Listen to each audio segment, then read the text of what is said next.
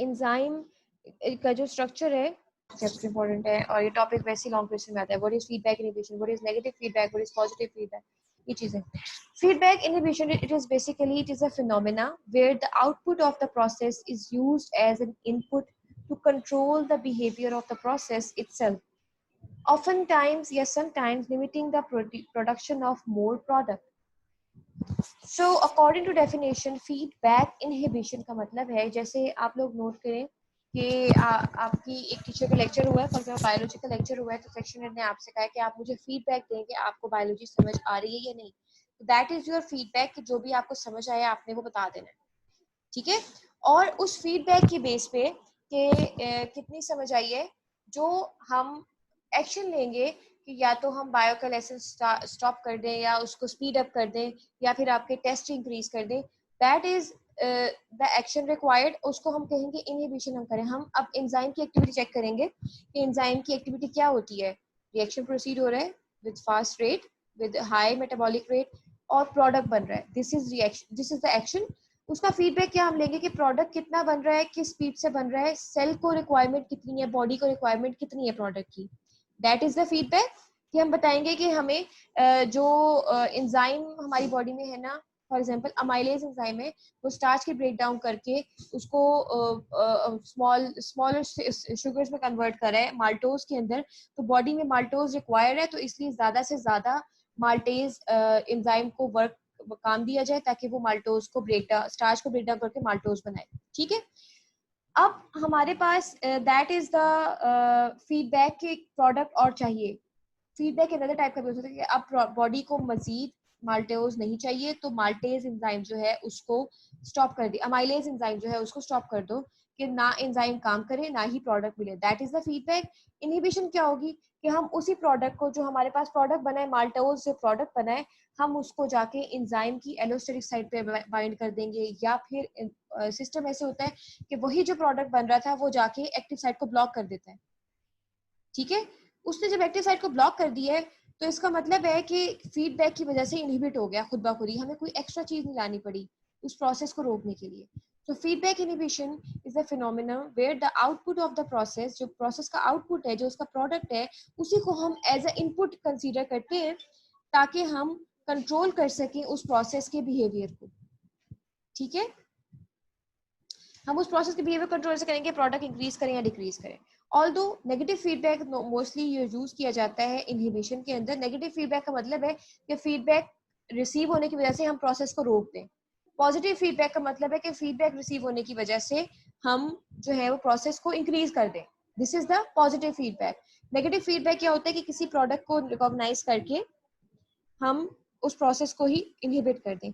Feedback inhibition basically almost every enzyme of the body और living organism और a cell, it can be regulated by its product. इसको regulate कर सकते हैं ना हम, प्रोडक्ट को काउंट करें, प्रोडक्ट चाहिए नहीं चाहिए, अगर चाहिए और तो हम पॉजिटिव फीडबैक देंगे, अगर नहीं चाहिए नेगेटिव फीडबैक देंगे कि यार अब जरूरत नहीं है, बंद कर दो, हमें और कुछ नहीं लेना, ठीक है। अब आप देखें कि व्हेन प्रॉपर डेफिनेशन क्या है फीडबैक इनहिबिशन की, when the activity of almost every enzyme is inhibited by its product is called feedback inhibition. जब हम कि एक्टिविटी एंजाइम की हम उसको इनहिबिट कर दें, उसी के प्रोडक्ट को यूज करके उसकी एक्टिविटी को स्टॉप कर दें, this process is known as feedback inhibition. अब फीडबैक इनहिबिशन बेसिकली किस चीज की टाइप है, रिवर्सिबल कॉम्पिटिटिव इनहिबिशन की। अब आप लोग देखें reversible competitive inhibition. Competitive inhibition क्या थी जो हमने पढ़ी थी कि जो प्रोडक्ट जो सबस्ट्रेट जो इनहिबिटर है वो सबस्ट्रेट के साथ स्ट्रक्चर सिमिलैरिटी रखता है और एक्टिव साइट पे जाके अटैच हो जाता है, ऐसा ही था। तो एक तो रिवर्सिबल, और ये तो हो गया कॉम्पिटिटिव इनहिबिशन। रिवर्सिबल का मतलब क्या है कि हम उसको रिवर्स कर सकते हैं, इनहिबिशन को, इनहिबिटर को हटा सकते हैं by just increasing the substrate concentration. Substrate increase कर दे ताकि इनहिबिटर खुद ब खुद ही फ्लिप आउट हो जाए, ठीक है। इसके अलावा feedback inhibition it normally happens during metabolic pathways.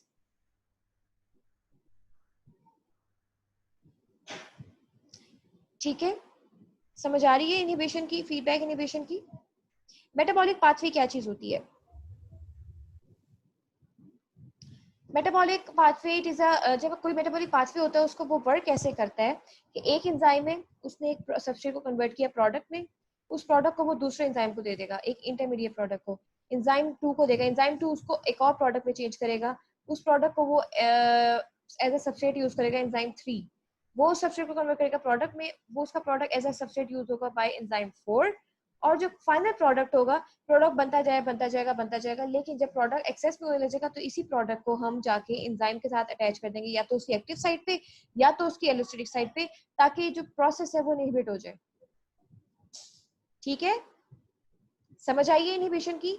Feedback inhibition occurs when a biochemical product of pathway, ये कंप्लीट पाथवे है ना, एक पाथवे बन गया, एक एंजाइम दूसरा, दूसरे तीसरा, तीसरे चौथा, तो enzyme in the beginning pathway, this occurs when there is a buildup of the product or excess of the production, और ये एनर्जी को कंजर्व करने लग जाता है तो keep a state balance homogeneity within a cell, कि हमारी बॉडी में अगर प्रोडक्ट बहुत ज्यादा एक्यूमुलेट होने लग जाए तो वही प्रोडक्ट जाके एज एन इनहिबिटर एक्ट करता है और प्रोसेस को स्टॉप कर देता है। Let's have a look at this video to understand feedback inhibition. Many of the enzyme catalyzed reactions that occur in a cell, such as those involved in the biosynthesis of an amino acid, are carried out in a specific sequence called a biochemical pathway. In such pathways, the product of one reaction becomes the substrate for the next reaction. If the end product of a pathway, such as an amino acid, becomes available in the environment, it is unnecessary and wasteful for the cells to continue to produce the product. Cells therefore have the ability to shut down a pathway when it is not needed. In feedback inhibition, the end product of the pathway reacts with the first enzyme that is unique to the pathway. The reaction occurs at a site on the enzyme that is different from the active site, called the allosteric site. When the product binds to the allosteric site, the enzyme undergoes a conformational change and can no longer react with its substrate. There is no substrate for subsequent steps in the pathway, and the final product is no longer synthesized. समझ आइए video की feedback inhibition first year. Okay, अब हम इसकी example देखते हैं कि जैसे एक अमाइनो एसिड का आप लोग पता लग गया 20 डिफरेंट अमाइनो एसिड थे, ठीक है, तो एक अमाइनो एसिड इसका नाम है एस्पार्टेट, ये एक अमाइनो एसिड है, ये डिफरेंट सीरीज ऑफ रिएक्शन होते हैं बायोकेमिकल रिएक्शन के थ्रू, एक एंजाइम को दूसरा तीसरा, उसके बाद ये कन्वर्ट हो जाता है थ्रियोनिन के अंदर, ठीक है, एस्पार्टेट से थ्रियोनिन में चेंज हो गए by sequence of 5 enzymatic reactions, मतलब हमने पिछली इसे पिक्चर देखा 4 थे, इस तरह 5 एंजाइम हो गए, यहाँ पे थ्रियोनिन होगा, एस्पार्टेट होगा, एंजाइम से दूसरा तीसरा चौथा, और प्रोडक्ट क्या बनेगा, थ्रियोनिन, ठीक है। अभी जो थ्रियोनिन है ये अगर एक्सेस में होना शुरू हो जाएगा तो ये क्या करेगा, जाके एलोस्टेरिक साइट से ऑफ एंजाइम बाइंड कर देगा। एलोस्टेरिक साइट क्या है, the site other than active site, ठीक है। तो जब हमारे पास active site can no longer be able to bind with aspartate, क्योंकि उसके साथ एक इनहिबिटर अटैच हो गया जो कि थ्रियोनिन था, जो कि प्रोडक्ट था उसी रिएक्शन का, ठीक है। जब अब इसको रिवर्स कैसे करेंगे कि जब बॉडी को थ्रियोनिन चाहिए तो बॉडी सारे के सारे प्रोडक्ट को यूज करेगी, और जो थ्रियोनिन जो एलोस्टेरिक साइट पे भी अटैच हुआ था उसको भी कंज्यूम कर लेगी, क्योंकि बॉडी को थ्रियोनिन चाहिए।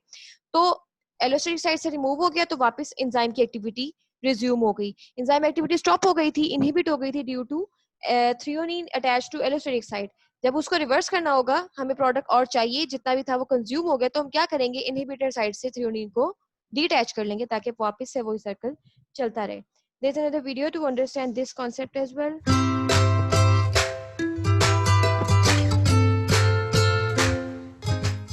Our cells are amazing molecular machines. Every day, they convert food into energy, such as ATP, that drives the millions of biochemical processes necessary for keeping us alive. The pathways used to convert substrates, such as glucose, into products are collectively referred to as metabolic pathways. The drivers of these metabolic pathways are enzymes. Enzymes are usually proteins that work to assist chemical reactions by building or breaking down molecules. However, enzymes don't drive reactions at a constant rate. The rate of reaction can speed up, slow down, or stop completely according to the cell's needs. This process is analogous to an assembly line where raw materials are converted into products. The assembly line must be monitored to ensure that the supply of products does not exceed demand. If products are being created at a rate that is faster than they can be used, both resources and products are being wasted. The assembly line can produce at a slower rate or stop completely to prevent waste. In cells, this process is called feedback inhibition. Feedback inhibition is achieved through a process called allosteric regulation and plays an important role in many metabolic pathways. Enzymes have a unique area called the active site where substrates can bind. Enzymes that can be regulated have an additional area called the allosteric site. Downstream products can bind to this regulatory site, causing the enzyme to change shape and prevent it from binding with its substrates. This causes the entire pathway to halt, and new products are no longer formed. Conversely, when the amount of downstream product gets too low, the enzymes interact with their usual substrates and begin forming products again. Feedback inhibition plays a critical role in preventing cells from wasting resources and energy. Mutated enzymes that do not respond to allosteric regulation have been linked to disease states such as cancer. Many processes in our bodies rely on feedback inhibition to keep everything running smoothly and efficiently, maintaining homeostasis.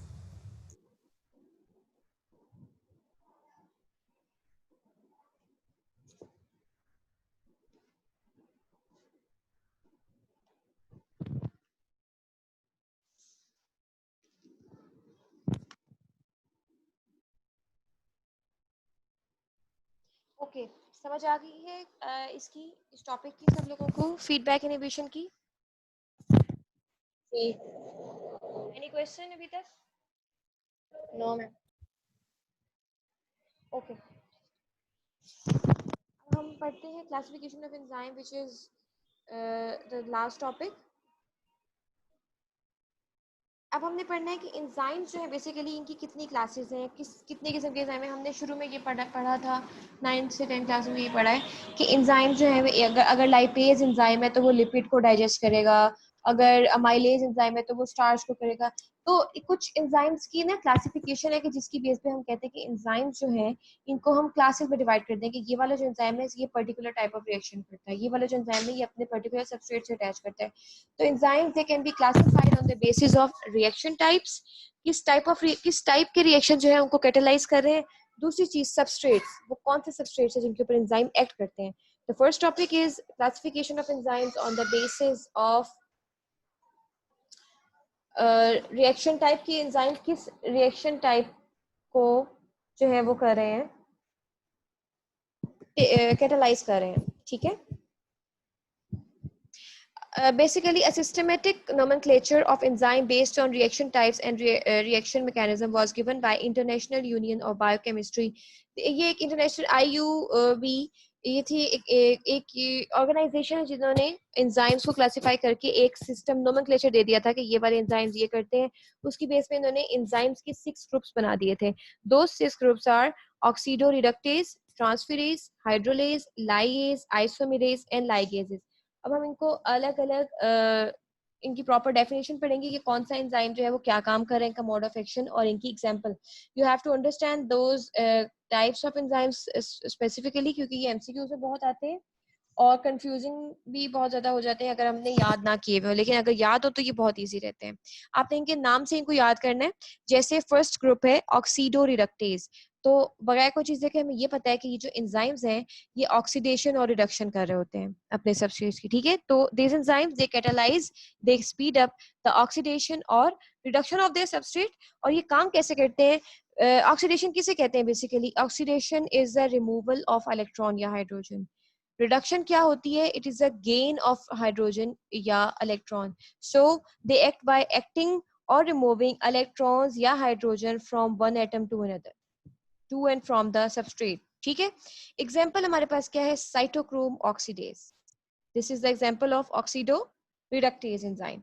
Second enzyme हमारे पास है transferase. नाम से पता लग रहा है कि ये किसी चीज को ट्रांसफर कर रहा है, ऐसे ही these enzymes they catalyze transfer of specific functional group other than hydrogen, क्योंकि हाइड्रोजन को ट्रांसफर तो हमने पीछे पढ़ा ना ऑक्सीडेशन रिडक्शन में, हाइड्रोजन या इलेक्ट्रॉन को। तो ये जो ट्रांसफेरेज एंजाइम है ये पूरे ग्रुप को, फंक्शनल ग्रुप को ट्रांसफर कर देता है। जैसे COOH को एक एटम से रिमूव किया दूसरे पे ऐड कर दिया। सो these enzymes the chemical group is in process in the is not in a free state। जो केमिकल ग्रुप होता है जिसको हम प्रोसेस कर रहे होते हैं, जैसे हम प्रोटीन ले रहे हैं, protein is a chemical group, उसमें से जो उसका एक फंक्शनल ग्रुप है कार्बोक्सिलिक एसिड, उसको रिमूव करके किसी और के साथ अटैच कर दिया, तो फ्री स्टेट में नहीं होते, प्रोटीन को भी उन्होंने एक्सट्रैक्ट करना होता है। इसके सिंपल जो है वो टर्म ये है। आगे आप देखें कि एग्जाम्पल क्या है, हेक्सोकाइनेज। हेक्सोकाइनेज एक ऐसा एंजाइम है, हेक्सो मतलब 6, ये ऐसा कंपाउंड, ऐसा एंजाइम है जो 6 कार्बन कंपाउंड जैसे कि ग्लूकोज को, उसमें से उसके एटीपी को फॉस्फेट ग्रुप के transfer phosphate group from ATP to glucose, glucose से फॉस्फेट रिमूव करके ग्लूको एटीपी से एडेनोसिन ट्राइफॉस्फेट से फॉस्फेट रिमूव करके ग्लूकोज के साथ अटैच कर देता है, और उसको ग्लूकोज को हम फिर कहते हैं ग्लूकोज 6 फॉस्फेट। ठीक है, फॉस्फेट जो है वो रिमूव करके ट्रांसफर कर दिया एटीपी से ग्लूकोज में। So these are the transferases. Third है हमारे पास हाइड्रोलेजेस। हाइड्रो मतलब water, so they are the enzymes that break down large complex compounds or organic molecules into smaller ones by addition of water. Hydrolysis में अगर आप water mention नहीं करेंगे तो वो हाइड्रोलाइसिस नहीं होगी। ठीक है, हमने कंडेंसेशन पढ़ी थी जिसमें वाटर रिमूव होता है, लेकिन hydrolysis was inverse of condensation. तो hydrolysis is the breakdown of large molecule into smaller ones by adding water, और वाटर को ऐड करके कोवेलेंट बॉन्ड्स को ब्रेक डाउन करते हैं बीच में। अगर आप लोगों को याद हो, कंडेंसेशन में हमने एक मोनोमर से OH रिमूव किया था, दूसरे से OH, एक से H दूसरे से OH, और बॉन्ड बना दिया था ग्लाइकोसिडिक बॉन्ड। ग्लाइकोसिडिक बॉन्ड भी बना था, वाटर भी रिलीज हुआ था। लेकिन अगर हम हाइड्रोलाइसिस करेंगे तो एक तो हमें वाटर प्रोवाइड करना पड़ेगा, वाटर ऐड करना पड़ेगा, दूसरा वो जो ग्लाइकोसिडिक बॉन्ड बन गया था उसको ब्रेक डाउन भी तो किया था ना, that was covalent bond. Example हमारे पास जो है जितने भी प्रोटियोलिटिक एंजाइम्स है, जितने हमारी बॉडी के एंजाइम्स है जो प्रोटीन की ब्रेक डाउन करते हैं, प्रोटियोलिटिक एंजाइम्स, वो हमारी इस हाइड्रोलेज के एग्जांपल होते हैं। और जैसे पेप्सिन, रेनिन, ट्रिप्सिन, और हमारी डाइजेस्टिव सिस्टम के जितने भी एंजाइम्स हैं, they are hydrolysis, they occur, they break down, they are doing break down in the presence of water. समझ आ रही है? लाइएजेस, लाइएजेस के मतलब वो वाले एंजाइम्स होते हैं जो कि ब्रेक डाउन करते हैं। ठीक है, और ब्रेक डाउन करने का मतलब है कि वो तो हाइड्रोलाइसिस में भी होती है, लेकिन जो लाइएजेस होते हैं वो विदाउट वाटर ब्रेक डाउन करते हैं। The enzymes catalyse breakdown of specific covalent bonds and remove groups without hydrolysis. समझ आ रही है? तो ये की टर्म्स है, इनको आपने भूलना नहीं है। एग्जाम्पल है histidine D carboxylase. D carboxylase का मतलब है कि कार्बन को रिमूव कर रहा है, ठीक है, हिस्टिडीन से। तो ये ब्रेक डाउन कर रहा है कोवेलेंट बॉन्ड को कार्बन एटम के इन हिस्टिडीन, और वो क्या रिमूव कर देगा? कार्बन डाइऑक्साइड और histamine. That was the function of lyase. Isomerase, isomers का आप लोगों को पता है कि सेम मॉलिक्यूलर फार्मूला होता है, लेकिन स्ट्रक्चर फार्मूला डिफरेंट होता है। तो ये वाले जो एंजाइम्स हैं ये क्या करेंगे? कुछ इंटरमॉलिक्यूलर रीअरेंजमेंट कर देंगे एटम की, ताकि एक मॉलिक्यूल दूसरे मॉलिक्यूल का आइसोमर बन जाए। नाम से पता लग रहा है ना कि कौन सा एंजाइम क्या काम कर रहा है। इंटरमॉलिक्यूलर अरेंजमेंट करके एक मॉलिक्यूल को दूसरे मॉलिक्यूल का आइसोमर बना देते हैं। एग्जांपल है फॉस्फोहेक्सोज। फॉस्फोहेक्सोज क्या कर रहा था? आइसोमेरेज वो कन्वर्ट कर, अभी जो हमने याद करें, हमने एक एंजाइम यूज किया था हेक्सोकाइनेज, जिसने ग्लूकोज के साथ फॉस्फेट अटैच करके ग्लूकोज 6 फॉस्फेट बना दिया था। ऐसा ही है, अब इस ग्लूकोज 6 फॉस्फेट के अंदर कुछ अरेंजमेंट करेगा कि इसको फ्रुक्टोज 6 फॉस्फेट बना देगा, so that is isomerase. Last है लाइगेज। लाइगेशन का मतलब होता है अटैचमेंट, ज्वाइनिंग, किसी चीज को ज्वाइन कर देना, अटैच कर देना। ठीक है, तो ये वाले जो एंजाइम्स हैं ये ज्वाइनिंग करते हैं टू मॉलिक्यूल्स की, और जो मॉलिक्यूल ज्वाइन करने के लिए एनर्जी चाहिए वो कहाँ से मिलती है?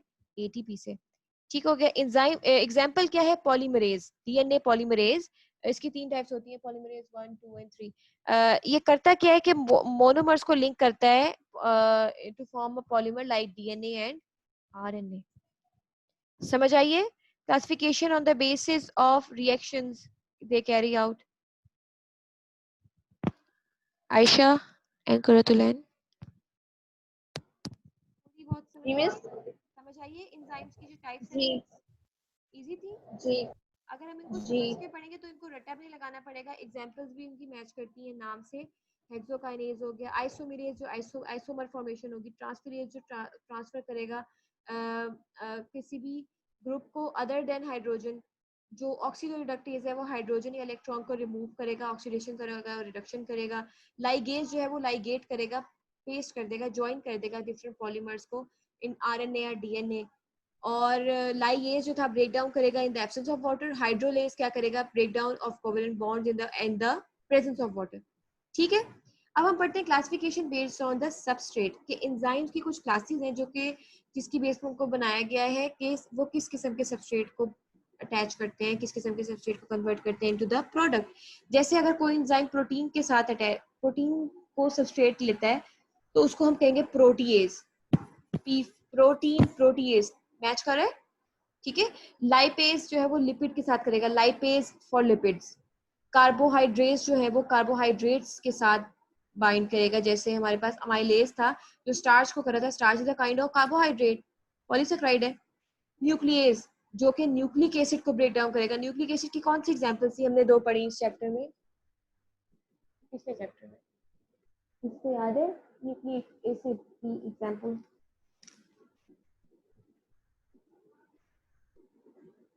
First year 2 kinds of nucleic acid हमने पढ़ी थी, क्या नाम थे उनके? फर्स्ट ईयर बताएं भी, न्यूक्लिक एसिड का टॉपिक पढ़ा आप लोगों ने? जी पढ़ा। तो कितनी टाइप्स की न्यूक्लिक एसिड की? 2, डीएनए और आरएनए। जी, तो डीएनए और आरएनए की ब्रेक डाउन करने के लिए जो यूज हो रहा होगा उसको हम कहेंगे न्यूक्लियेज। जो कार्बोहाइड्रेट्स की ब्रेक डाउन के लिए यूज होगा उसको कार्बोहाइड्रेज। जो लिपिड्स की ब्रेक डाउन के लिए यूज होगा उसको लाइपेज। और जो प्रोटीन की ब्रेक डाउन के लिए यूज होगा उसको क्या कहेंगे?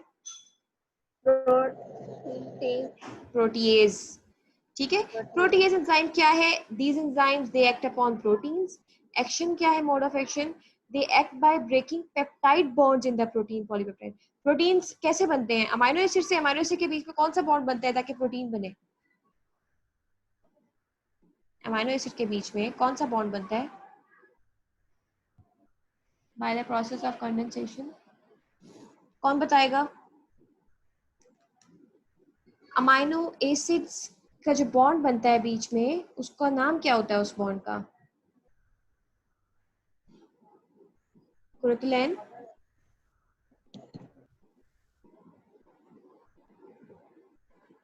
आयशा,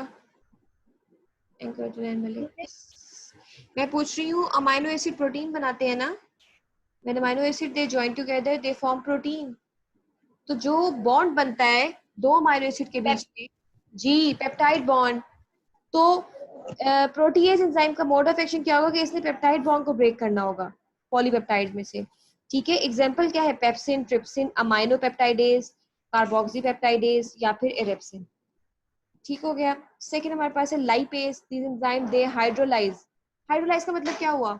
ये ब्रेक डाउन करेगा लिपिड को in the by adding water, ठीक है। तो into fatty acids and glycerol. हमने लिपिड्स का स्ट्रक्चर पढ़ा था, फैट्स कैसे बने होते हैं, एक ग्लिसरॉल हेड से और 2 या 3 फैटी एसिड चेन्स होती हैं, तो उनमें ऑक्सीडेशन रिडक्शन करके ये जो है लाइपेज एंजाइम काम कर रहा होता है। एग्जांपल क्या है? पैंक्रियाटिक लाइपेज, ठीक है। थर्ड हमारे पास है कार्बोक्सीहाइड्रेट, जो एंजाइम ब्रेक डाउन करते हैं किसकी? कार्बोहाइड्रेट्स की। अमाइलेज एंजाइम क्या करता है? स्टार्च और ग्लाइकोजन को ब्रेक डाउन करता है इनटू माल्टोज। सेल्यूलेज एंजाइम क्या करता है? सेल्यूलोज को ब्रेक डाउन करेगा सेल्यूवायोज को और डाइसैकेराइड के अंदर। माल्टेज एंजाइम डाइजेस्ट करेगा माल्टोज को, ग्लूकोज बनाएगा। डायस्टेज एंजाइम एक्ट करेगा स्टार्च के ऊपर। सुक्रेज एंजाइम एक्ट करेगा सुक्रोज के ऊपर और ग्लूकोज और फ्रुक्टोज बनाएगा। लैक्टेज एंजाइम डाइजेस्ट करेगा लैक्टोज को और वो क्या बनेगा? Glucose and galactose. ये चीजें याद रहेंगी, एमसीक्यूज में आती हैं। कौन सा एंजाइम किसको ब्रेक डाउन कर रहा है, ठीक है। फर्स्ट ईयर सुन में रहे हैं? जी okay, last one is nucleases. These are